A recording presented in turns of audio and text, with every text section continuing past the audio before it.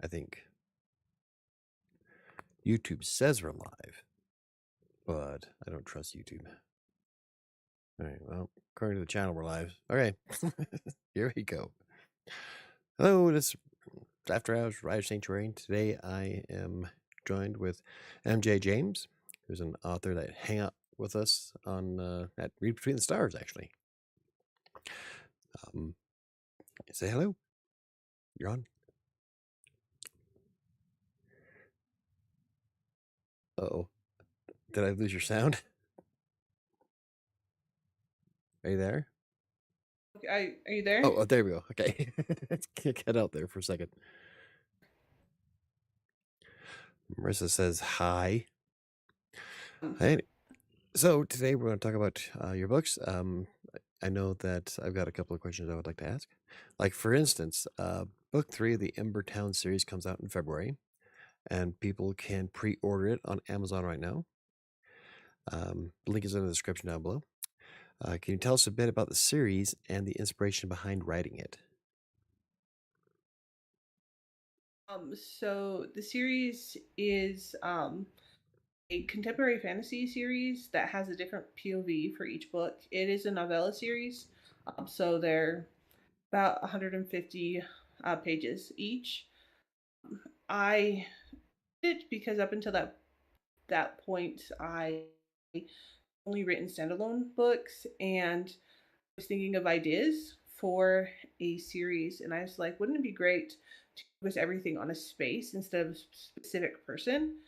And the idea for Lucas, who is the main POV in the first book, came to mind, and it's great because we can see things from different perspectives from the characters. So it moves ahead in time, so we're not constantly going over the same events, but you can see like the consequences that have happened to different people, and it kind of builds on each other's from different each character's POV, and each book kind of talks about something different that's central to that character.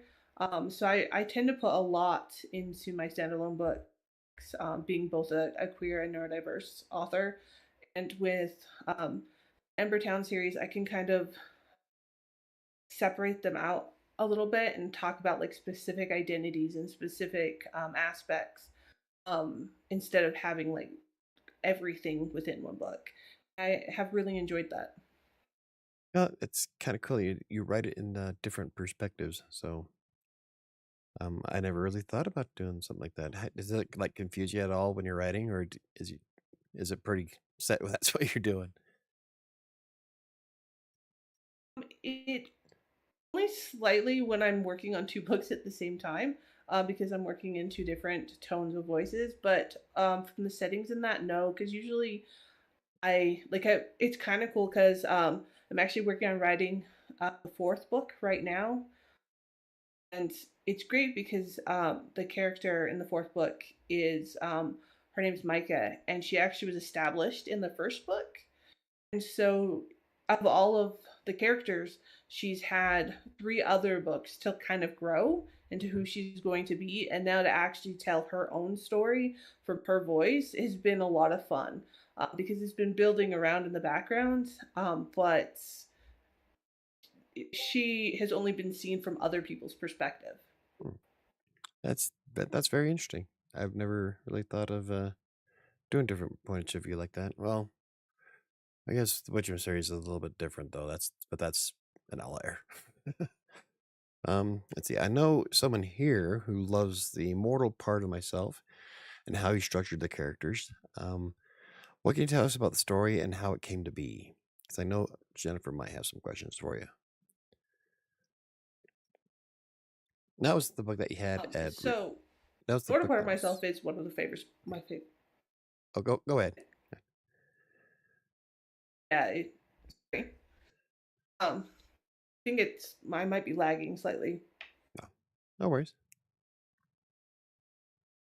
Um, More Part of Myself is probably one of my favorite books I've ever written.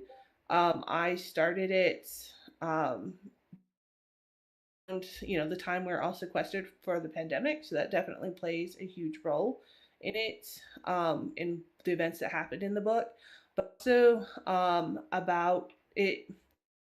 I wrote it after I had come out as non-binary, so I came out as an adult, transitioned as an adult, and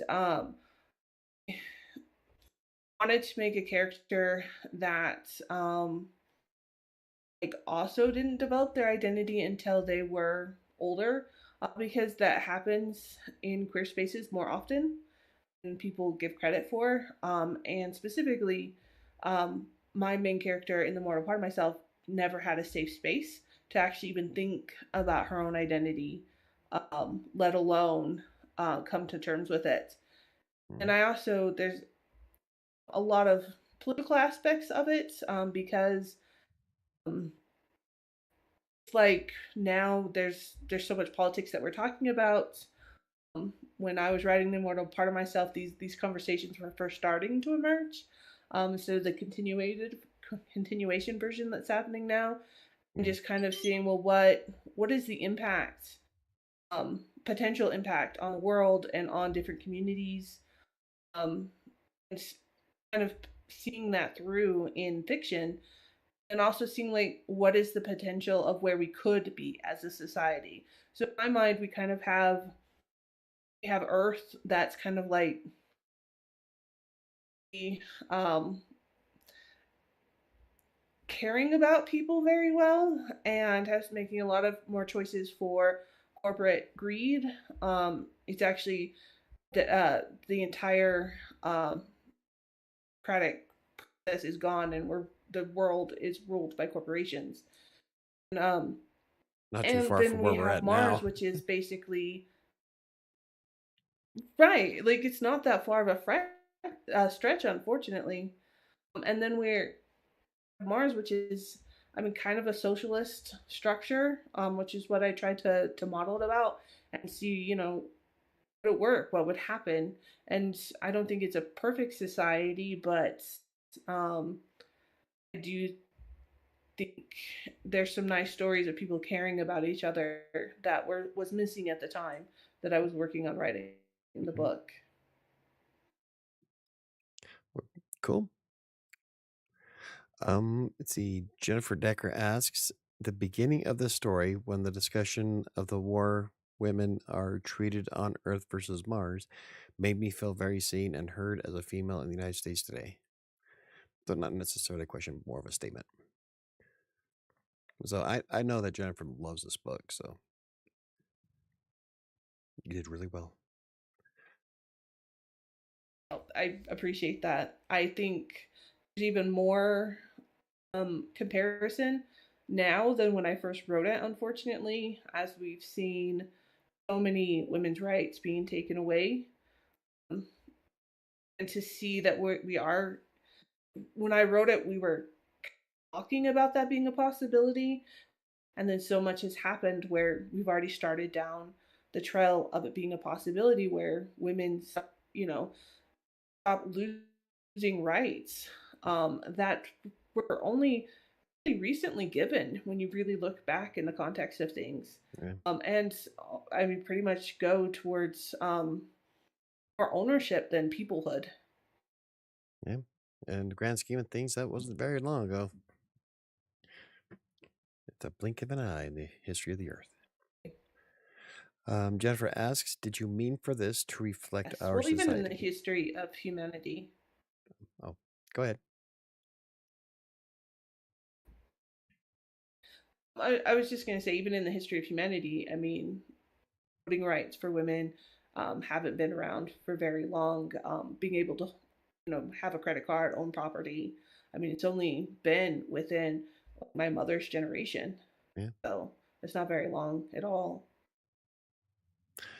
Jennifer asks, did you mean for this to reflect our society? Meaning the mortal part of myself. Yes, absolutely, 100%. I don't think I could write anything that isn't inherently political in a statement. Um, I would say my fantasy books tend to be a little bit more cozy, a little less political, but my science fiction books tend to be very. political because we need to reflect the world that we live in, and the world that we live in has issues that need to be addressed. Cool. You have a BA in psychology and an MS in developmental psychology. Do you feel the degrees help when writing about neurodivergent characters, or were you able to just do it without the degrees? Give you some Well, kind of insight. I think I think the biggest insight is my own identity, being autistic myself. Mm. Um, Also, I have raised multiple kids that are autistic, also. So seeing it from that different perspective. So I think my personal identity definitely helps the most, but my background in psychology, I think, does kind of help know how to frame it. So like my character's personalities and what I want to portray, what it's like being autistic comes from either my own perspective of other autistic individuals that stories have been shared with me, but how to frame it and how to kind of address it specifically, I do think is helped by having my degrees in psychology. I kind of joke though that I went back and went to school for psychology because I didn't know how other people worked. So I actually went to study Hey, good way to do it, I that guess. as opposed to, yeah, Yeah. Everybody should go to psychology classes.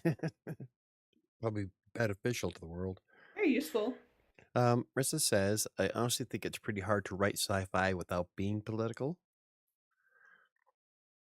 I don't know. Great. I'm trying to think if there's how much politics were in Aliens. That was 80s, though. Corporate greed. I guess you could write well, no, even in Aliens, wasn't there? It's been a while since I've seen it. I don't know if I've ever read the novelization of it, but I think there's at least some politics in that as well. Good movie. Jennifer says, "Can you tell me about the Indie Ink Awards? Is it only for LGBTQ plus authors?" Is not. So the Indie Ink Awards is for all Indian small press um, authors. So they are like an organization that just tries and get awareness out from books that are not trad published. So anyone who's not trad published can put their books on there so that other people can find them, but then also get nominated for the awards that they have every year. So it's really great. I only recently discovered them, but I'm very excited to because I've seen some of the things that they have on their website, including competitions and such as well.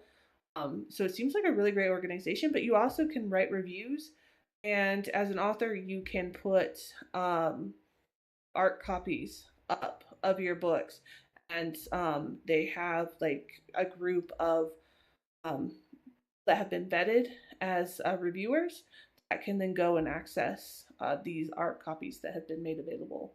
So I put Lucas, the first book in the Embertown series, up on it. Yeah. So I will have to check that out. I learn something new every time I interview somebody. I don't have a pen and paper. there's No, well, so somebody much to remember know, that for and me. there's not like Oh, hey. there's just so much out there, and there's not one general depository of information for indie authors. So No pen. Okay, let me write that down real fast. Indie Ink Awards, what she brought up. Okay. Let's see. Jennifer says aliens had a lot of feminist discourse and spoke out against the problems of capitalism. Great movie. That was one of my favorite lines is when he's telling her that this facility has a significant dollar amount tied to it. She looks at him. They could bill me. Great line. Anyway, you can nominate MJ's books here. That's what Marissa has. So I will definitely take a look at that. Do you know the website by chance, or is it just indieink.com or? I think it's actually, let me look it up really fast. I think I have it open. Or not. I Indie Story Geek. I think it's Indie Story Geek, yes. Okay, that's what Marissa brought up, so let me write that down. You know, if Chris was here, he would already link it. But my mods that are here are kind of slacking. I am not going to read my handwriting. Anyway. Okay. Marissa says that's where the actual search engine is, where you can find authors and nominate them. Okay. Link didn't work. No, the only ones I can post links are my mods, and I'm missing 2 of my mods tonight. So, and Sam is much lower than the other 2. Sorry, mods, I'm in charge now. Maybe I should make Marissa a mod. Alrighty. Where are we at? Let's see, I just did that one. What lessons have you learned about yourself and writing since you've been publishing books? Has it helped you in any way from a mental standpoint? Um, so this helped me out much. Just confidence and imposter syndrome. I think every writer definitely has at least some form of imposter syndrome. And just questions about self confidence and am I actually like good at this and can I actually do this? I have written for a very long time. Actually, I say that like the first story I wrote was in third grade, and I have Yep. been writing ever since then. First writer convention I went to, I was in junior high at the time, so it's definitely been part of who I am for a very very long time. But I never had the confidence to write a book. Mm. I was a short story writer, and I still love short stories. I love putting a whole world within a couple of pages, but to have the confidence to actually like have a book and have people read what I wrote and like it, um, it's a lot of emotions to go through, and um, to just kind of have that sense of perseverance. Like you're gonna always get down, you're gonna always have self doubt, Yeah. and you just have to keep working through it. And especially when you write on topics that are not as mainstream, such as having trans characters, having autistic characters as the main The characters in your neurodivergent book. stuff. Yeah. Yes. So I get a lot of comments back about how people don't want to read about autistic people and about oh well, I wish I would have known this book was trans. Um even though Yeah. I don't hide it at all. Freaking people. So yeah, so it's just kind of learning to ignore those comments. I actually have a strong rule that I don't read reviews at all. Stay completely out of review spaces because I believe that readers have a right to write whatever they want to in reviews. You Huh? hope it's fair, you hope it's, related to the book, but ultimately I firmly believe writers can put whatever they want Yeah. in in reviews. But I also don't need to read it. Yeah. Generally So, speaking, um, well, that's what when people try telling you that people don't want to read that kind of stuff.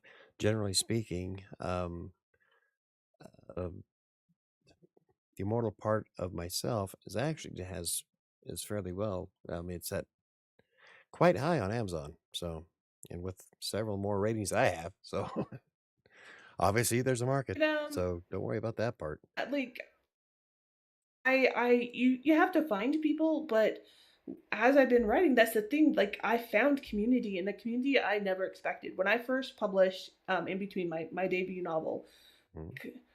my vision was to write autistic characters, right? And to have autistic stories through autistic voices. And I tried so hard to find a an autistic editor for that book, and I couldn't find one. So I finally went to a neurotypical editor who was fantastic with my book. But like I got comments back like my autistic nephew wouldn't do this, and I'm like, right, because the main character in between is like a 30 some odd year old mother. Of course, she's not going to act the same way as a 12-year-old boy. Right? And but that happens a lot in autistic spaces. And so, but now that I'm publishing, I have an autistic editor. I work with neurodiverse beta readers. I have a neurodiverse audiobook narrator. And it's not that only these voices are important, but it's nice to have those voices backing my work to make sure it's not only my viewpoint that's going out to these stories. Yeah. Well, that's a good point. That way you don't have to worry about. It's a little like I don't know about it personally, but I can see how it would be an issue, um, especially when you have people saying that, uh, like, how can I word this? Um, like you said earlier, how one person said that their 12-year-old wouldn't do that. I get a lot of stuff all the time, like even through threads, like characters don't sigh that much. I sigh more in real life than you possibly can imagine. So yes, people sigh, but yeah. So when you get a collection of people that actually know about that part of what you're trying to convey, then it's a lot easier, and people start like, yeah, of course, type of thing. So Exactly. Um, so out of sci-fi and fantasy, because you have your more part of myself is sci-fi, and the series, the Ember Town series, is that kind of like an urban fantasy? Because you got vampires and stuff in it.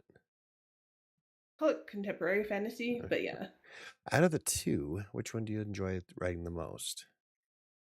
sci-fi. Sci-fi? Yeah, absolutely. Mic drop. Actually, well, I mean, it's not even a question. I like writing fantasy. It's fun. There's different elements that you can do it, but I miss writing sci-fi. Yeah, So the last four books I've put out have been fantasy, and I'm not stopping the series. I still have books planned, but I am pausing it because I need to write a get science back to fiction book. sci-fi. Actually, I'm actually going to write a sci-fi duology, and I'm very excited to get back into that. I like fantasy. I like working with fantasy, but Yeah, sci-fi sci-fi is all the way. right. Yep. Yeah, reading it as well. So So I bet you're Star Trek or Star Wars. Trek. Yeah, there you go. Don't get me wrong. I like Star Wars, but Star Trek will always have a special place. I got Benjamin Sisko here from Deep Space Nine above me. So, It's fantastic. how, Yeah, it's a great world. do you like Perfect, but a good one. the newest one? Dis- Discovery. Have you seen any of Discovery? I have. I have mixed experiences about it, but ultimately, um, I may have an unpopular opinion that I think it's a good series and a good addition to Star Trek. Hmm. Um, There's a lot more diversity in it. obviously, exactly. It brings in the LGBTQ aspect that has been missing from Star Trek on purpose. Like it was purposely excluded, and seeing that representation in, but also like there's just some amazing actors in it. And so I wish the story was told differently, but I Hmm. really like the story itself. Yeah. Um, I was more upset that the Klingons didn't look like Klingons to me. That was my biggest Fix gripe. it. Mostly fix it. In fact, they skip ahead to the future, and that made it so much better. And you could see them Yeah. trying to rework it. So I went back and started rewatching season one, and not as horrible as when I first watched it. Yeah, that was the only thing I didn't like about it. It's like those aren't Klingons. But no, it is what it is. Marissa says Star Trek is the correct answer. Yeah, agreed. Yes, it is. Um, so we got some random ones here. Do you have any? Have you ever had writer's block, and do you have a special trick to combat it?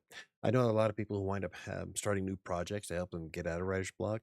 what eventually winds up happening is that everybody has a folder full of works and nothing finished. Yes. So I, in addition to having autism, I also have ADHD, and so sometimes it's really hard for me to get started on Mm, things. And then it's so much easier for me to go off onto other projects. But then because I am the type of autism that I have to follow through. I have to be very structured and logical. I'm the person that has a massive outline mm, before I start writing.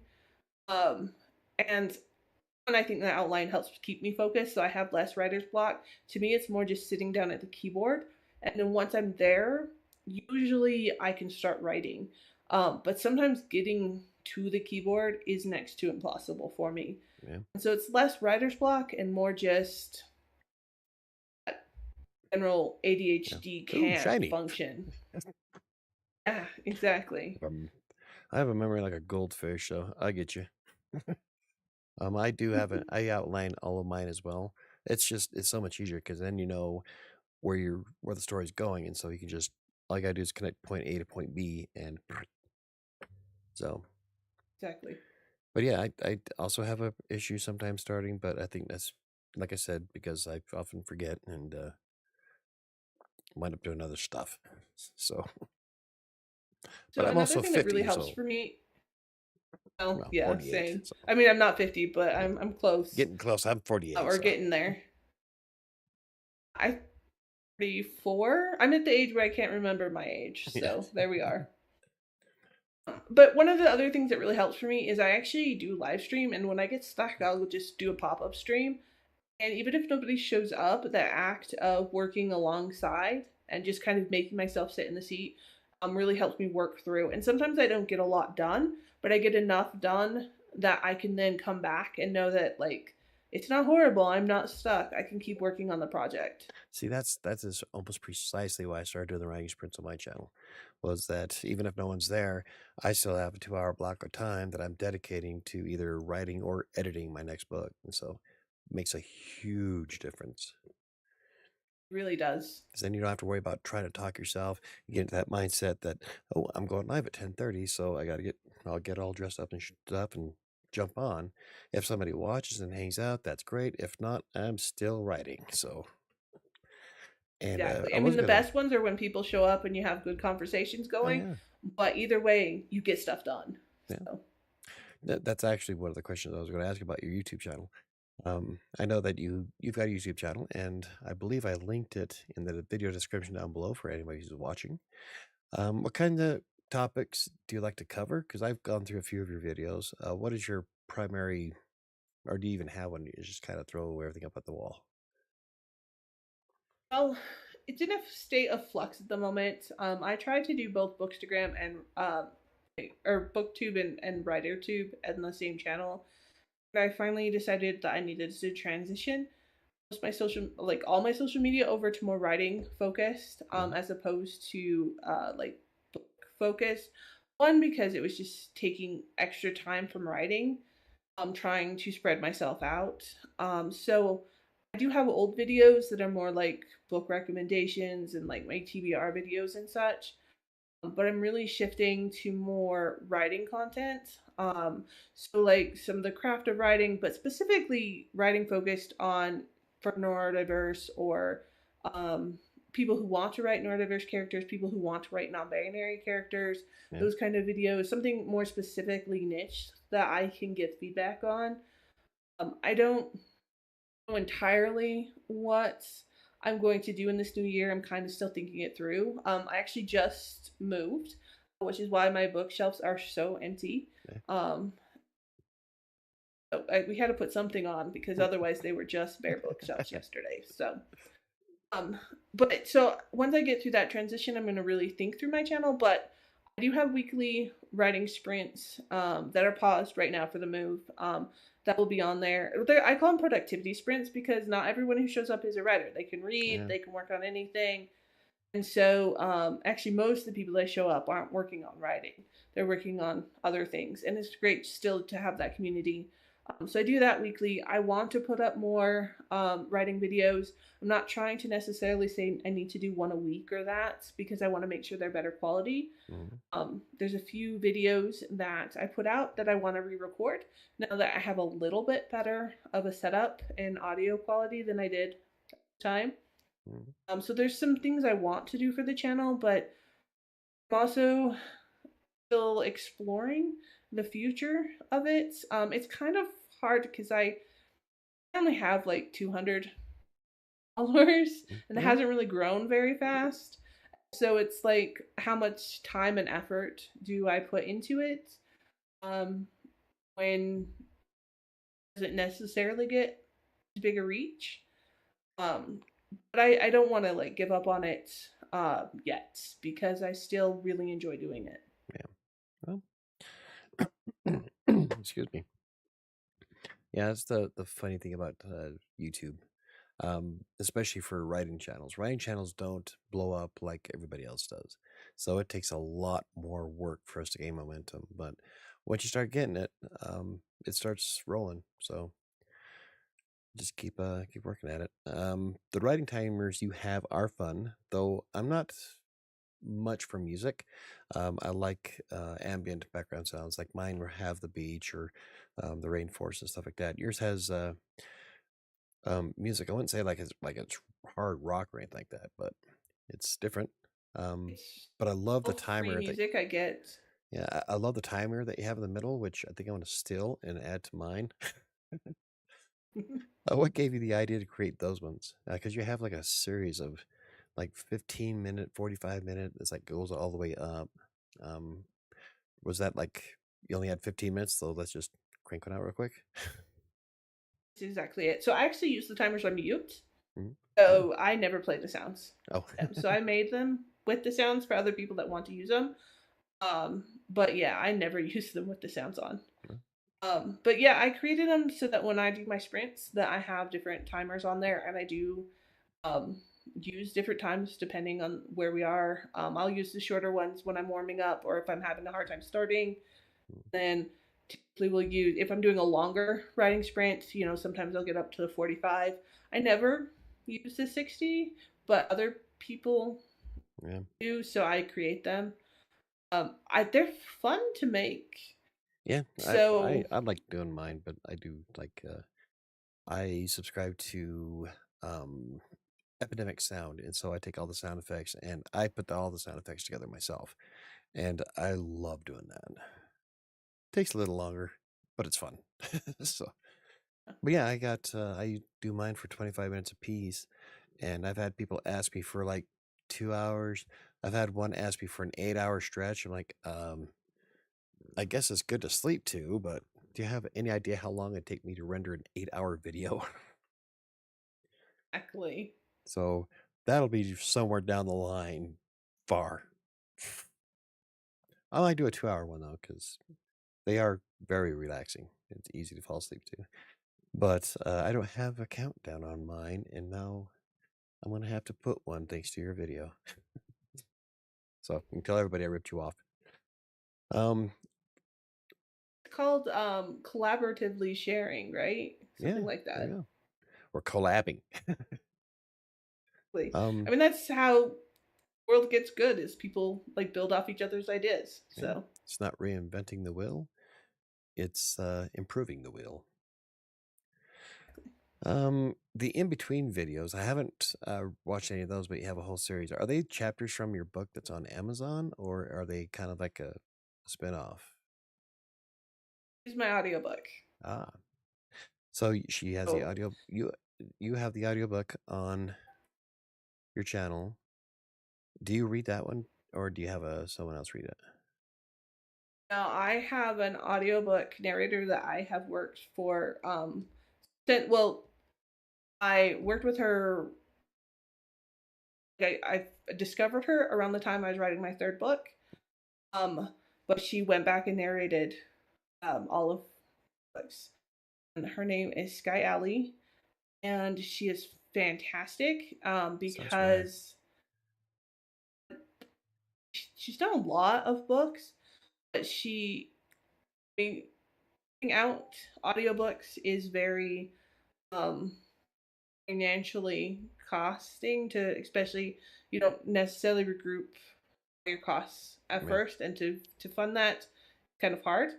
But it's very important to me because it makes my books more accessible, which is of what you know Yeah.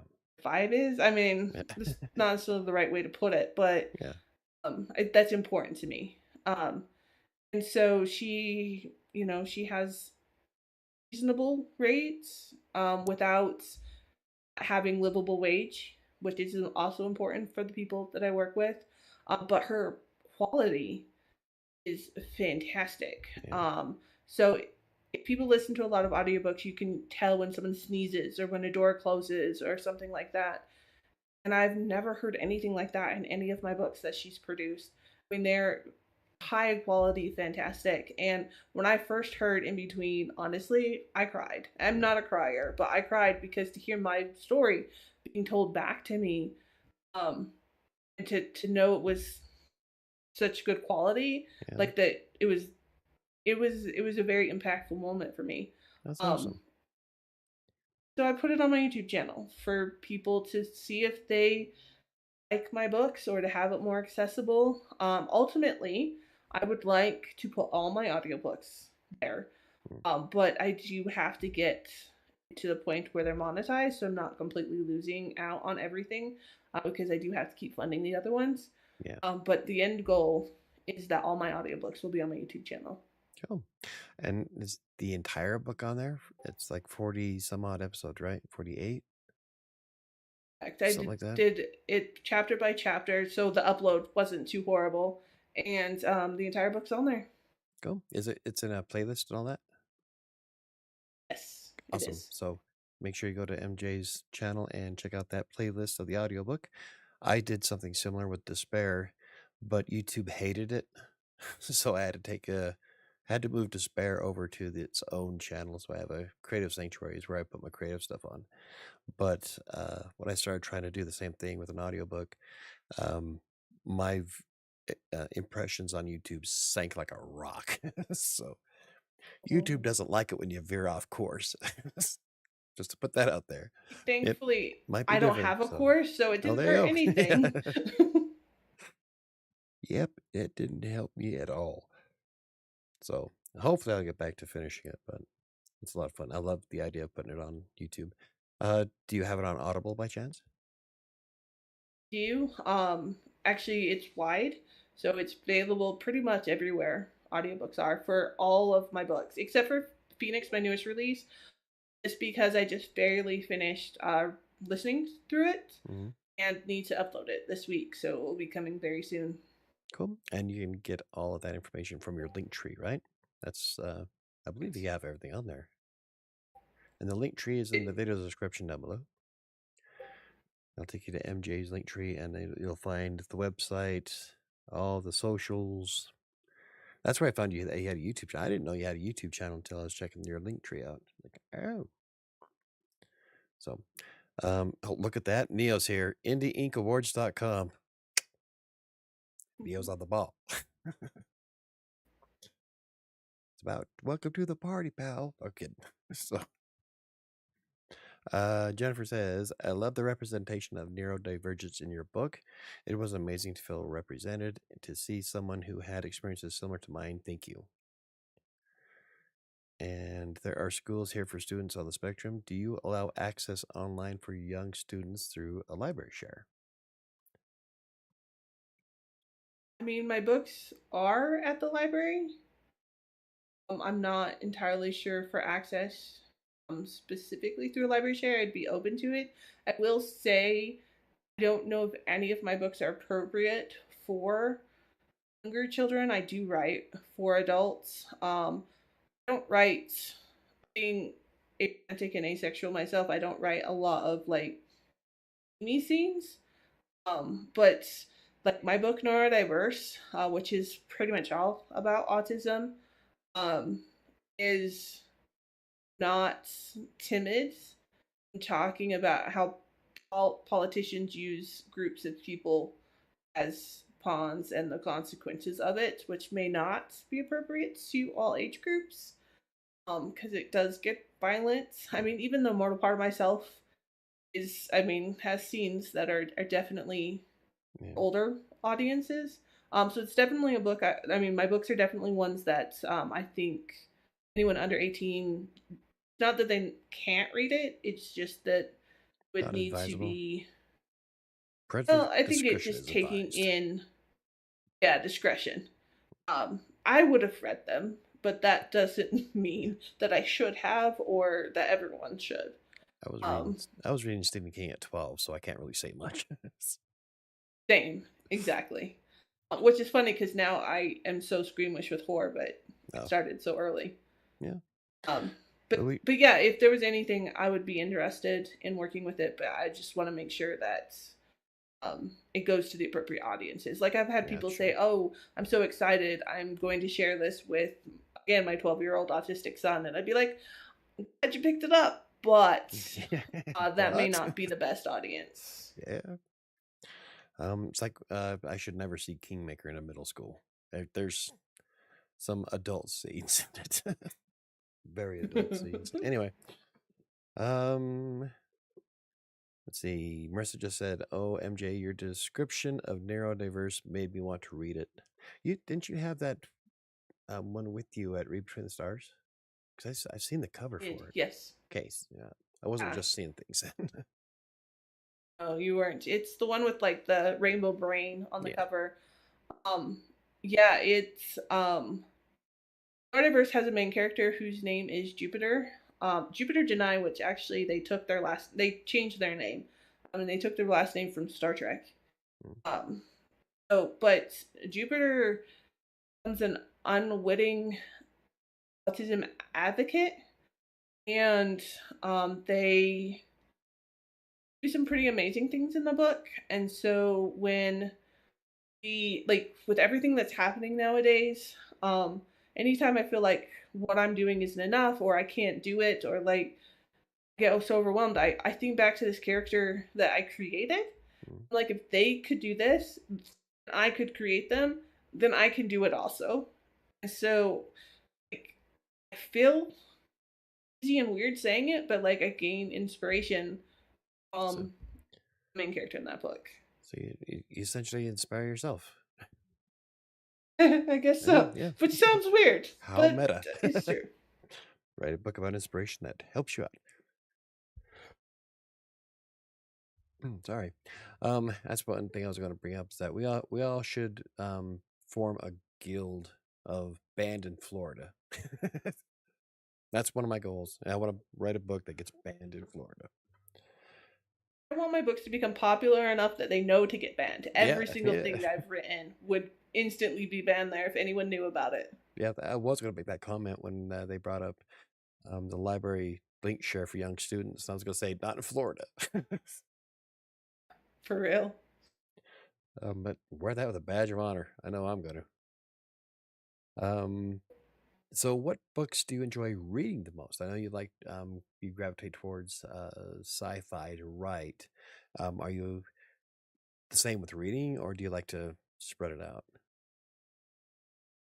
I read a lot. I try and read a lot of indie authors, but I so that kind of pulls me across multiple genres. Mm. But ultimately, I really like science fiction. Mary was my favorite book last year.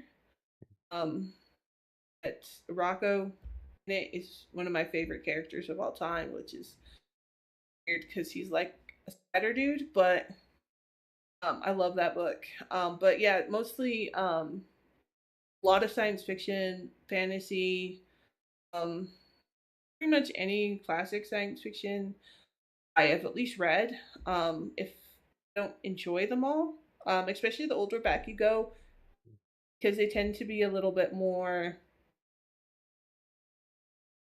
or a little less open, I guess you could say. I like that as we approach moving forward, there tends to be more diversity in books, and I really enjoy that a lot. Mm. I'm a big fan of classics. I loved Time Machine, War of the Worlds, um, Treasure Island was one that got me. Loved Treasure Island. Yeah. Anyway, I guess I don't really have a like. I love more horror than anything. I write dark fantasy. This next one's a dark western. Long story, but yeah, I gravitate usually towards horror and fantasy, and then I just kind of mix the two. I want to read more horror because actually there's a lot of autistic rep in horror. But I don't know why I don't do so well with it. I'm trying. I'm expanding out. Yeah, especially since you started. Okay. Now I saw you probably have more followers on TikTok than any author I've interviewed because it's like kind of a running joke on this channel about using TikTok because I had my TikTok account since March. The first video of it went up like 2 weeks ago. So I hate the idea of using TikTok so much. But I was curious with how many followers that you have on it, how much has it helped in marketing your books, or um, is it something that does really well for you, or is it just more of a fun um, interacting with a community for you? um, it has not helped me push my books at all. I think TikTok used to be a lot more um, either romance or like mel queer Mm, books, but I also it also requires a lot of attention and it's just having the devotion to that. Just don't have the attention span for it. Um, I can see that. I just don't want to do it. My attention span for well, it is zero. it's so much. I post videos, but it's so occasional now. And a lot of times they're reposts across multiple platforms. Mhm. So I did try for a very long time to make TikTok work, and it didn't very well for me. Um, Honestly, the best place that I found is Threads, and just where I can just talk to people, and that's one that social media wise, that one's been the best for me. Yeah. Well, you did have a lot better than I did, so you have quite a few there. I just figured that would be something that you could almost build like a community for or community with. The problem is that TikTok has keywords. They will not a post like they won't allow a large reach. Mhm. So since all my books those keywords, if I talk about what my books are about, then no, they get. I've had videos with 0 views often. Then if I don't talk about what my books are about, then people go read them and are like, "Oh, well, why didn't you tell me?" Mm. Like, so I don't hit the right audience on TikTok. Yeah. Unfortunately. Well, I cool. I don't think I've seen anybody had a really good experience on it yet. No, I mean Some I've of the authors. seen some people, but they're on TikTok, so everyone else just kind of is like, I'm out. Yeah, I'd rather spend my time on YouTube. Oh, you also have an Etsy store available. I did check it out quite a bit. Um, you're like the only author so far that I've interviewed that has an Etsy store. What's been your experience with that? Do you like with Etsy? Uh, Can you sell your books and stuff through Etsy, or is it more kind of like? So I thought you had like stuff from your books. I know I saw your logos on some stuff. I do have all my books up there. I have the ebooks and audiobooks up there that I sell through BookFunnel through Etsy and signed editions. I don't get a lot of traction unless I actually do a push, Mm, like think a new release or something that I do a lot of hype up. Um, I also sell bookmarks, and honestly, that's what I sell the most of. But they help fund editing costs. Um, so it's really helpful. I'll set some of that. That way, Yeah, yeah. well, that's cool. I've never seen anybody with an Etsy store in real life. Heard about it, never done it. Well, awesome. It is about 10 minutes to. Does anybody have any questions for MJ here before we wrap this up? Don't forget that that their link tree is in the video's description, as well as I think I have your um the direct link to your author page on Amazon. Let me check real fast. If not, I'll add it. Fairly sure it is. Amazon page for books, YouTube channel. Check out MJ's YouTube channel. They have not writing sprints, not like mine, but more of productivity sprints, which are cool. I like your back. The color you have for it is very Halloweeny. Did you make that during Halloween? Yes, absolutely. It looks nice. I liked it. Yeah. And the Linktree page. They're all available in the video description down below. Let's see. What's your current work in progress from Marissa? I know you just released a book. Um, Well, yeah, because I seen I you did. chat on Threads about how you're in the middle of editing stuff. So, I'm editing the third book in the Embertown series, Burke, that releases in February. But I'm also writing book four, which is Micah in the same series. And I may also possibly be sort of plotting the next sci-fi series just because I can't stop. But I'm trying not to focus on it too much because I need to get through the other two yeah, books first. that's the duology that you were talking about earlier, right? Your sci-fi. Correct. Well, cool.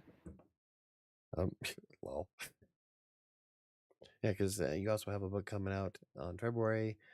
That's book 3. How many books are in the series? I can't remember if you said. For the Don't know if it's gonna end or I mean, I assume eventually it's going to, but the nice thing about switching POVs is that there's always stories to tell. Mhm. And so you can always introduce new characters and so Yeah, um, that's I true. have next books I did plotted, but I have ones that I know I want to write down the line. So it'll keep going indefinitely at this point. Yeah, Kind of a nice world to keep coming back to. that's cool. That's just a few things I was debating on doing with mine. Except for the first 4 books are centered around a specific bad guy. So, Didn't technically 7. think I could ever do it, and then but after the fourth book, I'm like, I don't want to leave this town and these people. So Yeah, cool. nothing says you have to. Um, Sam asks, how do you set and meet your release time? So I do a lot of planning and a lot of structuring, and just having a great team of people around me. The biggest motivations is my editor fills up really fast. So I already have slots booked for the sci-fi duology that I haven't written yet.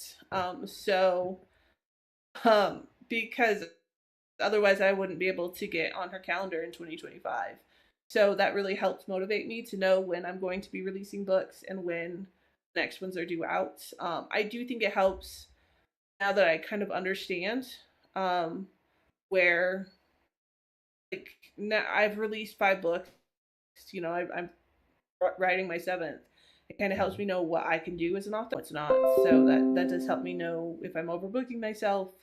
But I do a lot of planning and structuring and deadlines, and then restructuring deadlines when I meet those earlier or miss those earlier deadlines, and Mm. give myself buffer time. So overall, I hit target. Well, that's good. I don't think I ever have. I was supposed to be done with Shadows back in February.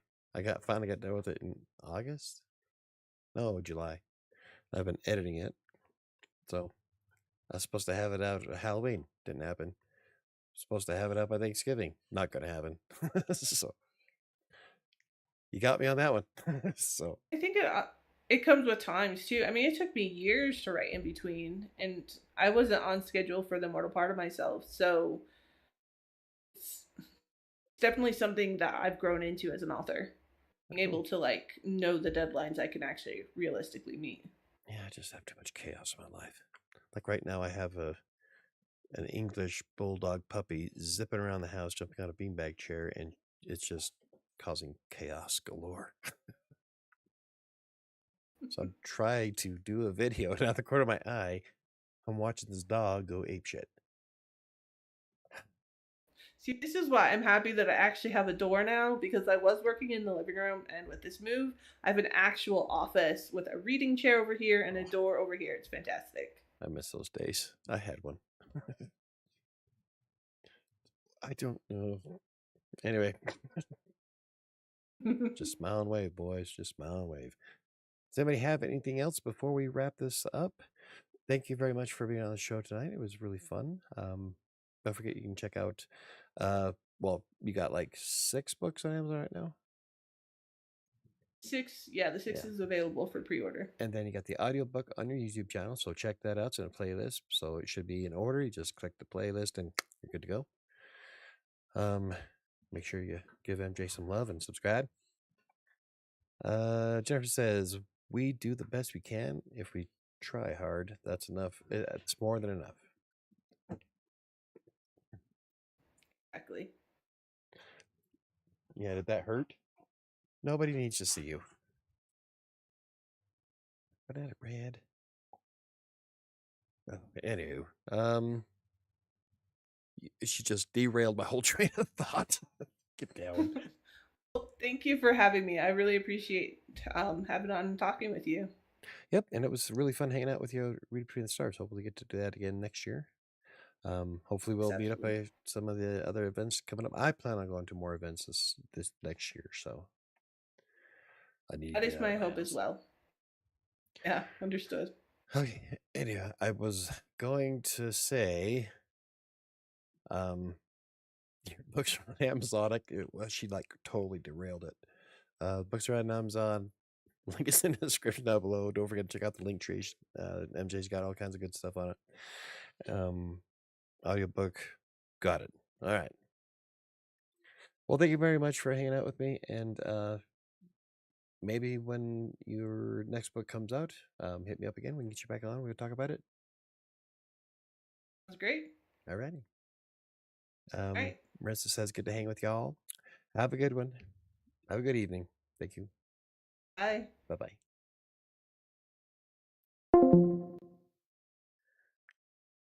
All righty. No. Freaking dog. Powering off. All right. Okay, that was a lot of fun. That was cool.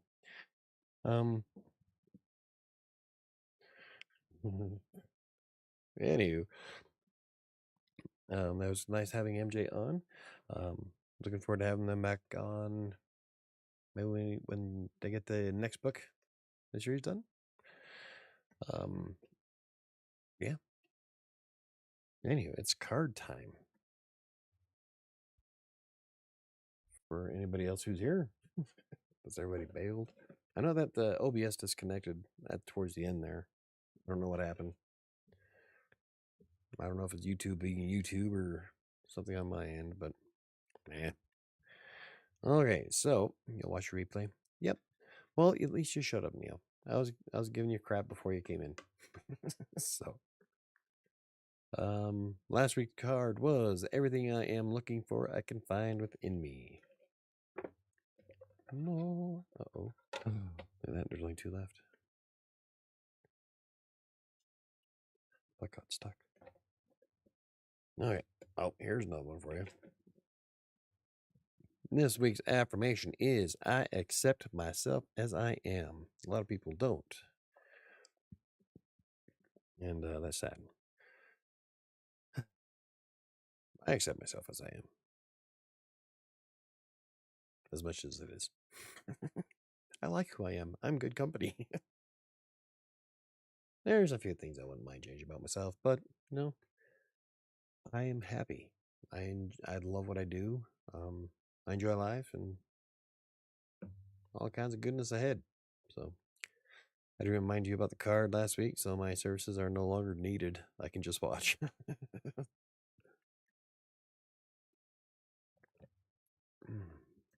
Yeah, it's all good. It just without Chris here and you, Sam is the only one that has a moderator, so she could share the link, which She didn't after I gave her shit for it 3 times. She still didn't do it. So, I love what you do too, Michael. Well, thank you very much, Neil. Yeah, I enjoy it. Like, I am so close to getting monetized on YouTube, but in reality, I would still do the videos and the interviews and stuff, even if I wasn't getting paid. I love doing it. I enjoy it. I love meeting new people like MJ. I've had some amazing people on the show so far. Marissa was here, and Ian, and Ian's probably going to be on here soon because he's getting um, Kickstarter going for his role playing game based off of his books. So I think it'd be kind of cool to have him on, which it looks like he's getting closer. And yeah, I've had some awesome people, so I really enjoy what I do.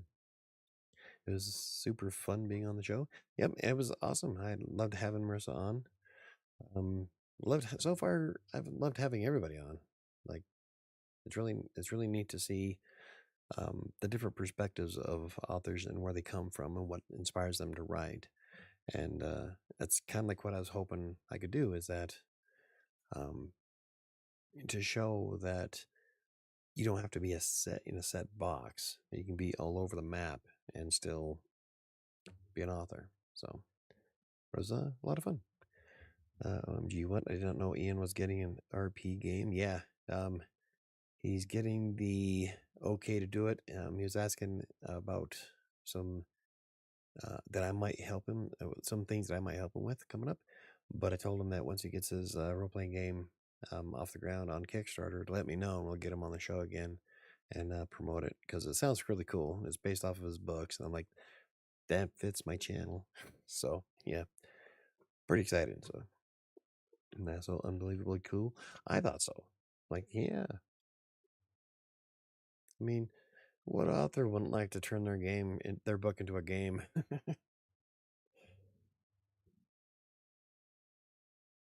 I don't know what I'd do with mine.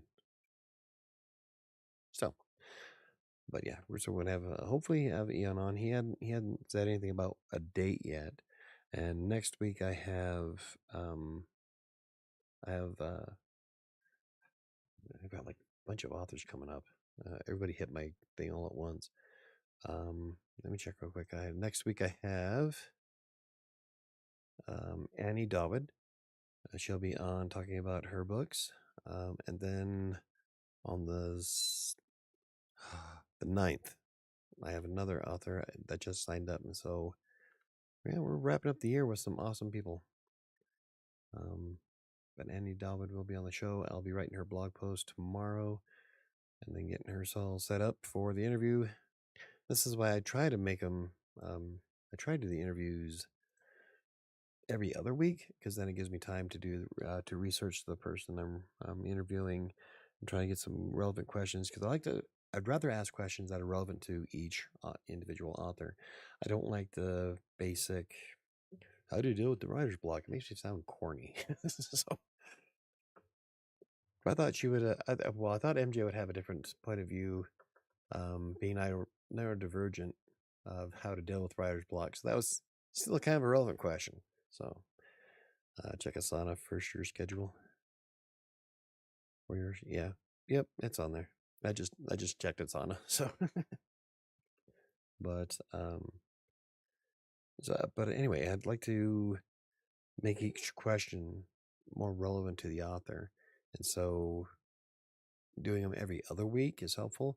But the last couple of weeks kind of got screwed up, and everybody got kind of mushed together. So there'll be 3 in a row, and then I'll come up with one of my off-topic random shows, and then we'll do another interview.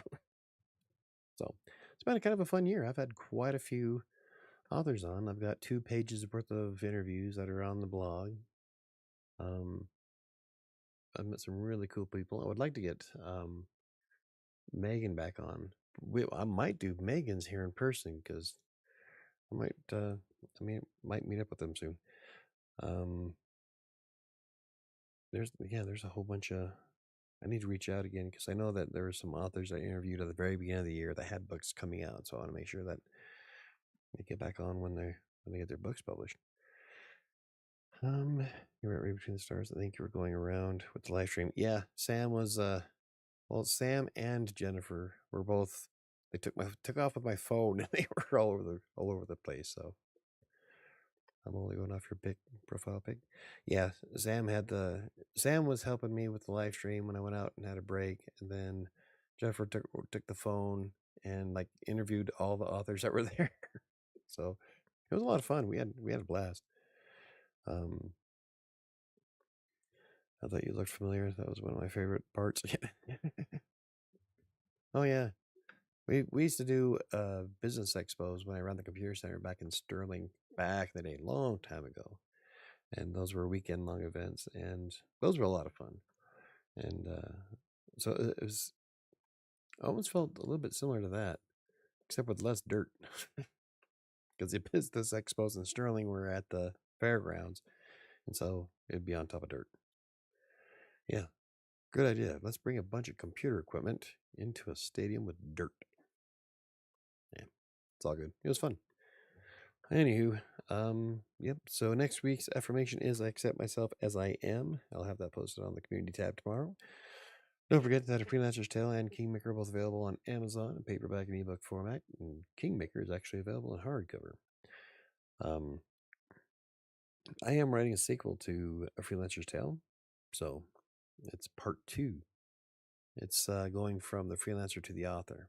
So if you want to know what's going on in that, you might want to buy the first one. Don't forget, you can reach out to me on social media, mostly on Threads. I'm way more active on Threads and Instagram than I am on anything else except for YouTube. You message me on YouTube and I'm working, I'll respond almost immediately. Threads, I am pretty active on Threads. I'll post on Twitter and Facebook, but I don't really get a lot of engagement on them, and so you can send me a message on Twitter and Facebook, but Twitter, I'll get the message and reply to them almost immediately. But Facebook, I don't know what a Facebook's issue is, but I won't know that somebody sent me a direct message till about 4 to 6 hours later. So good luck with that. YouTube, Threads, and Instagram are probably the quickest way to get hold of me. Or you can use the contact form on WriterSanctuary.com's website. If you have a book published or would like to be on the show, there's also an author sign up form on WriterSanctuary.com's website. And it made me feel so famous. Hey, I love having people on the show. Ask KDC, one of my favorite comments I ever got, and it made me blush. It was, I mean, at this point, I think I had like maybe 1,200 subscribers to the YouTube channel.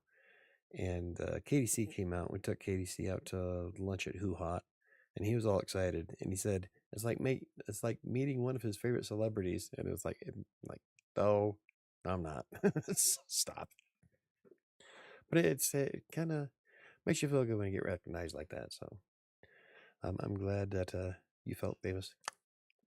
We're all famous in our way. Anywho, I think we'll wrap this up tonight. Thank you guys for watching. It was a lot of fun talking with MJ, and hopefully we'll have them back on again in the near future. And I guess we'll wrap that up. Don't forget, Sam and I will be on Crossing Colorado's podcast tomorrow for Crossing Colorado for Fitness and Theory. Heavy on the theory. Underline, bold, italicized. And yeah, I'm going to wrap this up. So I got a headache. I'll see you guys next time.